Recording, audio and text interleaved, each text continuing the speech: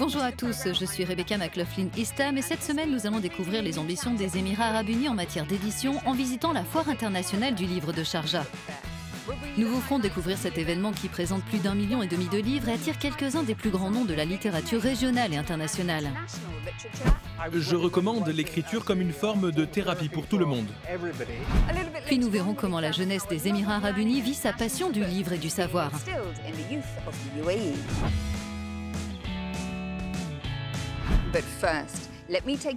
Mais tout d'abord, je vous emmène à la 38e édition du Salon du Livre de Sharjah, qui a attiré des visiteurs du monde entier aux Émirats Arabes Unis. C'est à Sharjah, nommée capitale mondiale du livre 2019 par l'UNESCO, que ce salon s'est ouvert avec ce slogan « Livres ouverts, esprits ouverts ». Parmi les auteurs présents, Orhan Pamuk, universitaire et romancier turc, lauréat du prix Nobel de littérature de 2006. Il décrit l'écriture comme une quête de vérité et de tranquillité d'esprit. J'écris parce que je n'ai jamais réussi à être heureux. J'écris pour être heureux. Le romancier turc a partagé la scène avec l'un de ses confrères, l'écrivain et diplomate émirati Omar Zaïf Gobash, ambassadeur en France et en Russie, puis ministre adjoint à la culture chargé de la diplomatie des Émirats. Formé au Royaume-Uni et lu très largement dans le monde, Omar Zaïf Gobash est connu pour sa tolérance et ses points de vue modérés sur la religion. Son père, assassiné alors qu'il n'avait que 6 ans, a été le premier ministre des Affaires étrangères des Émirats Arabes Unis. C'est en son honneur que le prix pour la traduction littéraire arabe a été créé et parrainé par sa famille. Omar lui-même est également un auteur à succès, avec notamment cet ouvrage phare, Lettre à un jeune musulman, un livre de réflexion sur la place du musulman dans la société actuelle. Pour en savoir plus, nous nous sommes entretenus avec lui à Sharjah. Monsieur l'ambassadeur, bienvenue dans Inspire Middle East. Merci beaucoup. Nous sommes ici à la Foire internationale du livre de Sharjah. Que retenez-vous de cet événement ? J'ai eu la chance d'animer une présentation avec le lauréat du prix Nobel, Orhan Pamuk. Et c'est vraiment une super opportunité de recevoir une personne de ce calibre aux Émirats et à la Foire du livre de Sharjah. Parlez-moi de la vérité en tant qu'écrivain. Quelle liberté ressentez-vous en tant qu'Émirati lorsque vous écrivez à propos de la politique et même de la religion ? Je pose la question de savoir à quel point un écrivain devrait s'en tenir à l'idée de dire la vérité au pouvoir. Et si en tant qu'écrivain, ce serait peut-être une meilleure idée de dire une vérité au pouvoir et beaucoup de vérité à soi-même. Il existe des considérations pragmatiques. Si vous voulez continuer à être écrivain, un écrivain peut être stigmatisé et étiqueté dans certains environnements politiques. Donc je pense que la vérité peut venir à petite dose. Dans ma carrière politique, j'ai eu une totale liberté. Cependant, vous devez également réfléchir aux normes sociales et au type de questions que vous posez.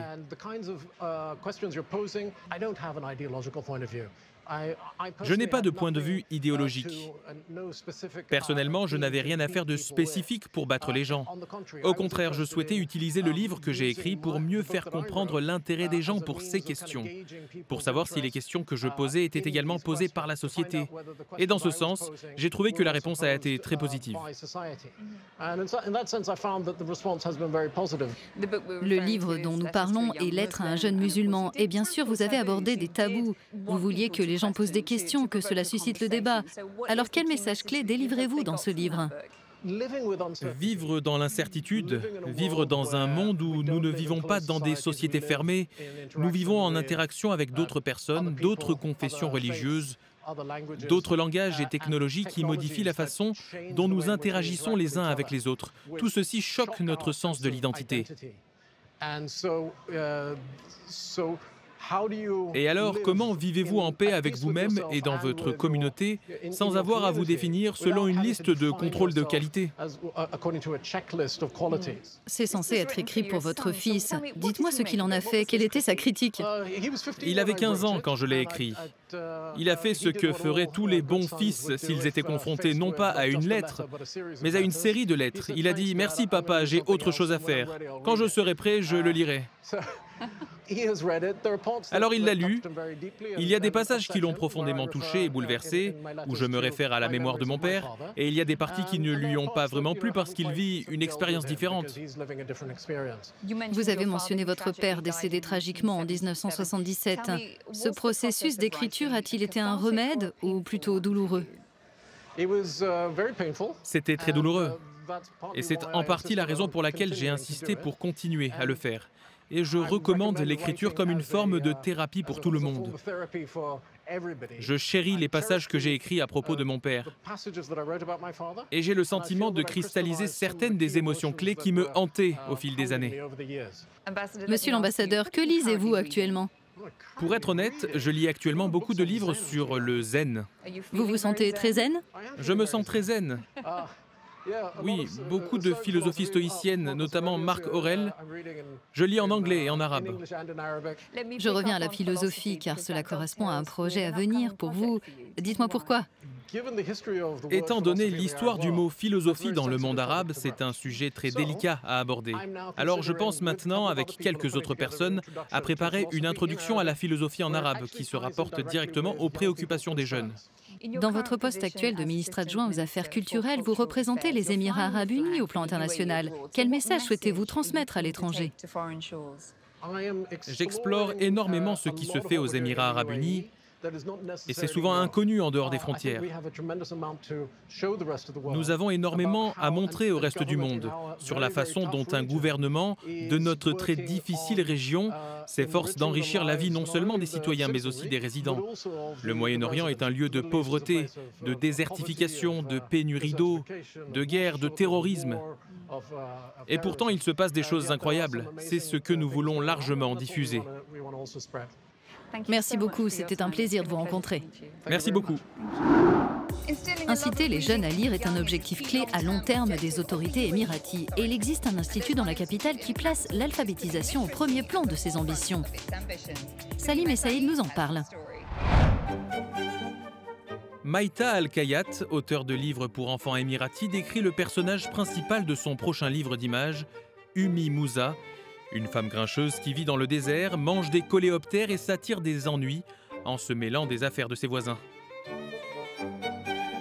D'après l'écrivaine, auteure de plus de 160 livres, les enfants veulent lire des histoires qui leur parlent. Ils ont des antennes. S'ils savaient que ce livre avait pour but de leur enseigner des choses, et non pas de les divertir, il est clair qu'ils le jetteraient. Maïta s'est lancée il y a 10 ans, à une période où il n'y avait qu'une petite poignée d'auteurs de livres pour enfants arabes aux Émirats.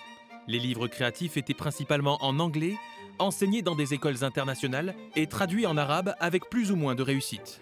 En 2009, cette mère de 5 enfants a commencé à raconter des histoires sur la culture émiratie à ses enfants, ce qui a conduit à son premier livre. Quand j'ai été publiée et que j'ai eu des retours de la part des différentes écoles qui ont utilisé mes livres, la réaction des gens était bonne. Ils ont aimé l'idée de présenter notre culture de manière simple et humoristique. C'est à ce moment-là que je me suis dit que c'était mon rôle d'écrire des histoires pour les enfants, avec mes points de vue. Un exemple typique est son livre populaire Mom's Amazing Socks, les chaussettes étonnantes de maman, qui enseigne aux jeunes lecteurs les jours de la semaine et comment s'habiller modestement. Une histoire haute en couleurs sur une mère qui porte des chaussettes originales pour différentes occasions. Maïta organise également des ateliers pour les enfants afin de les encourager à prendre de bonnes habitudes de lecture. L'alphabétisation est un élément essentiel pour les enfants, mais ce n'est pas le seul pour réussir dans le monde actuel. C'est pourquoi certaines institutions des Émirats cherchent à redéfinir ce que signifie être alphabétisé au XXIe siècle. La bibliothèque pour enfants d'Abu Dhabi a ouvert ses portes en septembre et compte environ 35 000 livres. Avec de gros livres, de petits livres, des lieux ludiques, la bibliothèque cherche à susciter la curiosité des jeunes de différentes manières. En ajoutant par exemple une petite touche de modernité dans les histoires traditionnelles, les enfants ont également la possibilité de raconter leurs propres histoires animées pour développer leur esprit critique. C'est amusant parce qu'on peut créer soi-même son propre film et c'est un film sous forme de jouet. Tout cela vise à doter les plus petits des outils nécessaires pour appréhender le monde à l'avenir. Selon un récent rapport, 60% des chefs d'entreprise interrogés indiquent que les établissements d'enseignement du Moyen-Orient et d'Afrique du Nord n'offrent pas suffisamment aux étudiants de compétences professionnelles. Le sondage montre également que les étudiants du Golfe ne réussissent pas aux tests standardisés dans certains domaines, notamment en littérature et en mathématiques. Pour relever le défi de l'enseignement, cette bibliothèque a développé 11 espaces d'apprentissage interactifs, créés en collaboration avec des jeunes qui ont manifesté leur intérêt pour des domaines tels que la robotique, la réalité virtuelle, le développement de leurs compétences en matière de présentation. C'est le cas de Scarlett Roberts, qui souhaite devenir avocate. Je pensais que la bibliothèque était l'endroit idéal pour emprunter un livre, mais maintenant que je vois toute cette technologie, je viendrai probablement plus souvent. La bibliothécaire Michelle Hawkwell dirige ce centre de connaissances de 5000 m² et anime des ateliers de programmation et de codage qui, selon elle, devraient être plus courants. Comment arriver à prendre des décisions éclairées? C'est une forme d'alphabétisation. Il y a une culture visuelle, savoir décoder des images, trouver le symbolisme et la signification. Nous essayons de donner aux enfants des méthodes pour penser, des moyens de filtrer les informations. Il est important de préparer les jeunes aux compétences avancées de demain qui restent en perpétuelle mutation. Mais pour Michel, le plus important est de transmettre le goût de l'apprentissage, quel qu'en soit le moyen, les livres ou la technologie. C'est la fin de notre émission à Sharjah. Nous espérons qu'elle vous a plu. N'oubliez pas de nous suivre sur les réseaux sociaux. Voici d'ailleurs quelques publications Instagram qui nous ont marqués cette semaine. La spécialiste en littérature Nermine de Turquie a trouvé un exemplaire du livre Labyrinthe de Buren Sönmez à la foire du livre de Sharjah. Les enfants d'Elena, une ressortissante russe qui vit aux Émirats, adorent les cours de musique à la bibliothèque pour enfants d'Abu Dhabi. Pareil pour Sarah du Liban, dont les enfants apprennent à lire en s'amusant.